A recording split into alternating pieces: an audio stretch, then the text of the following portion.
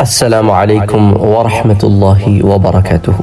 جنت کے ضمن میں ایک حدیث امام حاکم المستدرک میں لاتے ہیں اور کہتے ہیں کہ ھذا حدیث صحیح الاسناد، اس کی سند درجہ صحیح کو پہنچتی ہے، اور اسی سے ملتی جلتی حدیث جو ہے وہ امام بیہقی بھی لاتے ہیں۔ بہرحال بہت ہی خوبصورت، بہت ہی پیاری حدیث ہے۔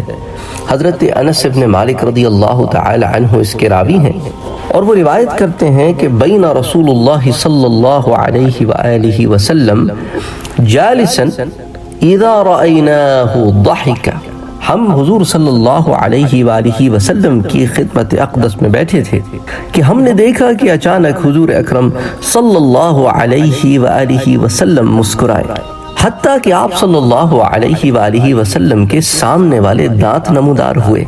تو آپ صلی اللہ علیہ وآلہ وسلم کی خدمت میں اس وقت سیدنا عمر فاروق رضی اللہ تعالی عنہ بھی بیٹھے تھے۔ عرض کیا ما اضحک یا رسول اللہ صلی اللہ علیہ وسلم بی ابی انت و امی، اے اللہ کے پیارے رسول صلی اللہ علیہ وآلہ وسلم، آپ پر میرے ماں باپ قربان ہوں، آپ کیوں ہنسے؟ اللہ اکبر، اللہ اکبر۔ میرے پیارے حبیب محمد مصطفیٰ صلی اللہ علیہ وآلہ وسلم نے، یہ بھی امت پہ کرم ہے اور رحم ہے آپ کا کہ آپ نے اپنے ہنسنے کی وجہ بتائی۔ کہا میری امت کے دو آدمی اللہ رب العزت کی بارگاہ میں گھٹنوں کے بل پیش ہوتے ہوئے دکھائے گئے۔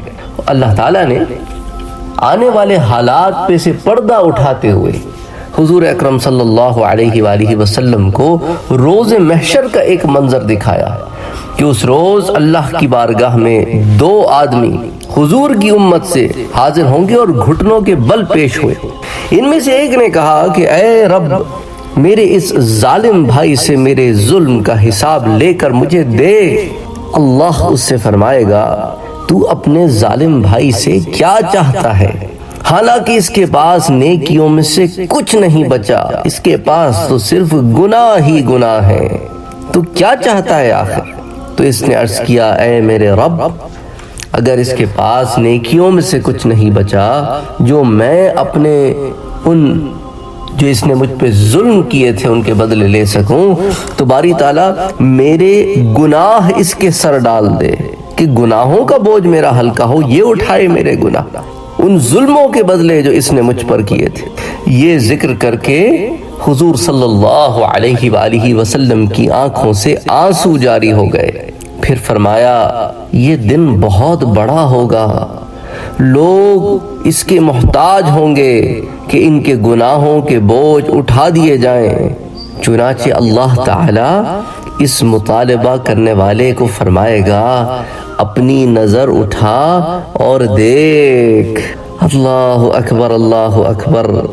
اس کے بعد وہ اپنا سر اٹھائے گا اور اس کو سامنے جو منظر نظر آئے گا، اس کے اندر وہ مدائن دیکھے گا، وہ محلات دیکھے گا، تو کہے گا اے میرے رب، سونے کے شہر اور سونے کے محل اتنے سارے، اللہ اکبر، یہ میں کیا دیکھ رہا ہوں؟ لؤلؤ کے تاج سجائے ہوئے ہیں۔ باری تعالیٰ یہ سارا انتظام یہ کسی نبی کے لیے ہے یا کسی صدیق کے لیے ہے یا یہ کسی شہید کے لیے ہے؟ اتنا انتظام؟ اللہ تعالیٰ کہے گا ھذا لمن اعطى الثمن، یہ اس کے لیے ہے جو اس کی قیمت ادا کر دے۔ وہ عرض کرے گا یا رب، ان کا کون مالک بن سکتا ہے؟ اللہ تعالیٰ فرمائے گا تو اس کا مالک بنے گا۔ وہ عرض کرے گا میرے پاک پروردگار، میرے پاس ایسے اعمال تو نہیں ہیں کہ جن کو دکھا کر میں ان نعمتوں کو حاصل کر سکوں، تو ایسا کون سا عمل ہے جس کو میں کروں اور اس کی وجہ سے مجھے یہ سارا کچھ مل جائے؟ تو اللہ تعالیٰ فرمائے گا اپنے اس بھائی کو معاف کر دے، تو اسے معاف کر دے، اس عمل کے بدلے تجھے یہ سب کچھ مل جائے گا۔ وہ عرض کرے گا میرے رب، میرے پاک پروردگار، ان نعمتوں کے حصول ہی کے لیے تو آج مطالبہ کرنے آیا تھا، کیونکہ پلے میں میرے بھی کچھ نہیں ہے۔ تو اللہ تعالیٰ اگر تو یہ کرم فرما دے کہ مجھے تو جنت میں داخل فرما دے، تو اے میرے رب میں نے اس کو معاف کر دیا۔ اللہ تعالیٰ فرمائے گا چل اپنے بھائی کا ہاتھ پکڑ اور اس کو بھی جنت میں لے جا۔ اللہ اکبر اللہ اکبر اللہ اکبر اللہ اکبر۔ یہ رحم کا معاملہ ہے میرے بھائیوں اور میری بہنوں، یہ رحم کا معاملہ ہے۔ اس لیے کسی کے بارے میں ہم نہیں کہہ سکتے کہ کون جنت میں جائے گا اور کون جہنم میں جائے گا۔ یہ جہنم کے دہانے پہ کھڑا تھا کیونکہ حقوق العباد اس نے ادا کرنے تھے، لیکن جس کے ادا کرنے تھے اس نے اسے معاف کر دیا، تو معاف کر کے وہ جنت میں چلا گیا، اس کے گناہ سارے معاف ہو گئے، اور جو حقوق اللہ تھے وہ اللہ نے معاف کر دی اپنے رحم سے، اور کہا اسے جنت میں خود لے جا، اپنے ہاتھ سے ہاتھ پکڑ کے لے جا۔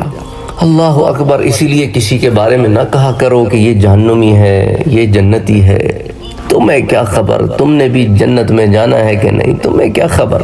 اپنے اوپر کانسنٹریشن کرو، اپنے اوپر کانسنٹریشن کرو، اپنے اوپر نظر رکھو کہ میرے عمل جنت والے ہیں کہ نہیں، اور اگر خیال کرو کہ ہیں تو بھی اس رب سے مانگتے رہو کہ باری تعالیٰ انہیں قبول فرما، کیونکہ ہم میں سے کون ہے جو اپنے رب کی اس طرح عبادت کر سکتا ہے جس طرح عبادت کرنے کا حق ہے، نہیں کر سکتے ہم، تو اس رب سے مانگتے رہو۔ یہ حدیث بیان فرما کر حضور صلی اللہ علیہ وآلہ وسلم نے ارشاد فرمایا اسی لیے اللہ سے تقوی اختیار کرو اور آپس میں صلح کے ساتھ رہو، بلا شبہ اللہ تعالی مسلمانوں کے درمیان صلح چاہتا ہے، تو تقوی اختیار کرو، صلح سے رہو، جھگڑو نہیں، لڑو نہیں۔ اللہ تعالیٰ چاہتا ہے کہ مسلمان آپس میں صلح سے رہیں۔ اللہ تعالیٰ ہمیں توفیق عطا فرمائے کہ ہم اس کی عبادت کریں جیسا کہ عبادت کرنے کا حق ہے، اور جو ٹوٹی پھوٹی کر لیں اسے وہ قبول کر لے۔ اللہم صلی وسلم وبارک علی سیدنا و حبیبنا و شفیعنا محمد صلی اللہ علیہ وسلم۔